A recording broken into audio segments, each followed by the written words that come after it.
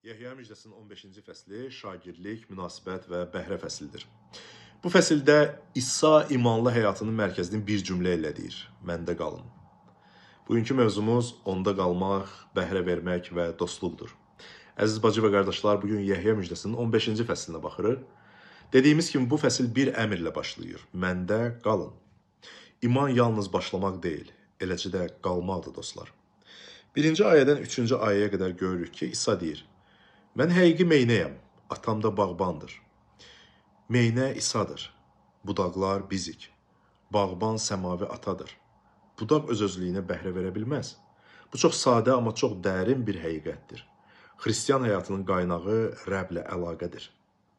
Sonra biz 4-cü ayədən 7-ci ayəyə qədər oxuyanda görürük ki, İsa deyir: məndə qalmasanız bəhrə verə bilməzsiniz. Qalmaq bu daimi münasibətlərdir.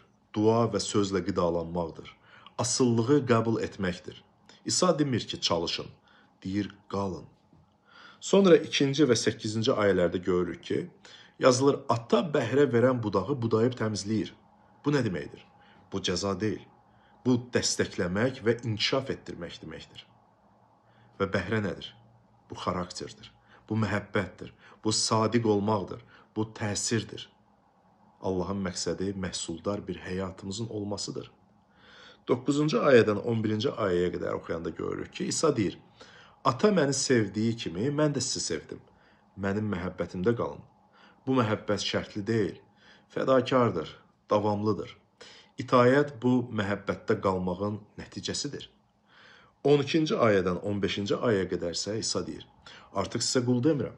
Çünki qul ağasının nə etdiyini bilmir. Mən sizə dost deyirəm. Çünki atamdan eşitdiyim bütün sözləri sizə bildirdim. Bu inanılmazdır dostlar. Biz məlumat alan qullar deyilik. Biz münasibətdə olan dostlar. İsa ürəyini bizimlə paylaşır. Sonra 16-cı ayədə görürük ki, İsa deyir: siz məni seçmədiniz.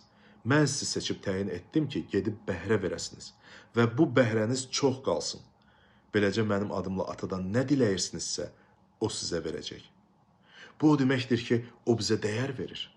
O bizə məqsəd verir. O bizə missiya verir. Seçilmə rahatlıq üçün deyil dostlar. Bu bəhrə gətirmək üçündür. 18-ci ayədən 21-ci ayəyə qədər İsa açıq şəkildə deyir: dünya sizə nifrət edəcək. Sizdən əvvəl mənə nifrət edib. Və bu təəccüblü deyil. Nur qaranlığı narahat edir. Həqiqət müqavimət yaradır. Amma biz tək deyilik. Və nəhayət 26-27-ci ayələrdə görürük ki, həqiqət ruhu gəlir. O həqiqəti təsdiq edir. İsanı mərkəzə qoyur və biz də bunun şahidləri oluruq. Beləliklə, dostlar, Yəhyanın müjdəsinin 15-ci fəsli bizə öyrədir ki, iman bu Rəblə əlaqədir. Bəhrə meynədə qalmağın nəticəsidir. Məhəbbət və dostluq mərkəzdədir. Bu gün İsa deyir: məndə qal, mən də səndə qalım. Növbəti fəsildə Yəhya müjdəsinin 16-cı fəslində kədərdən sevincə, müqəddəs ruhun işi, qələbə və ümid barədə danışacaq. Rəbbin lütfü sizə yar olsun.